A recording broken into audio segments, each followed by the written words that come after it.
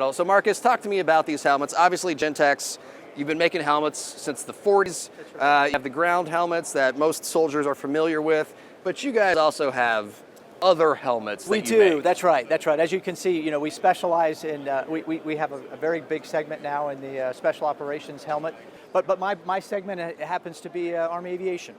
Well, not just Army aviation, but aviation in general. And so we've made the HGU 50 now for about 30 plus years.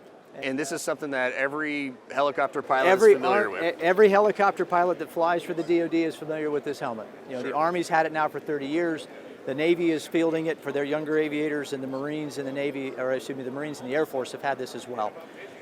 What I did want to kind of focus on is that you'll notice that the Block 3 Apache helmet is now very similar to the HGU 56P. There was a unique helmet for this when the Apache was first fielded.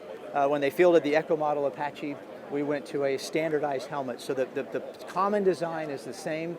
However, the uniqueness of this helmet is the fact that their integrated heads-up display connects to this helmet in a unique way, very different than the standard 56P.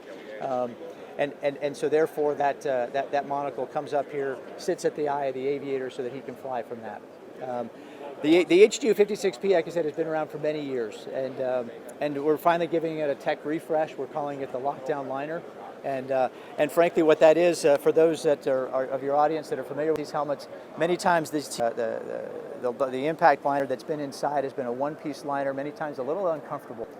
So we've now broken it up into 3 different distinct pieces that allow for some breathability and comfort, as well as an octi-dial here that allows for a more stable fit for the back of the nape strap.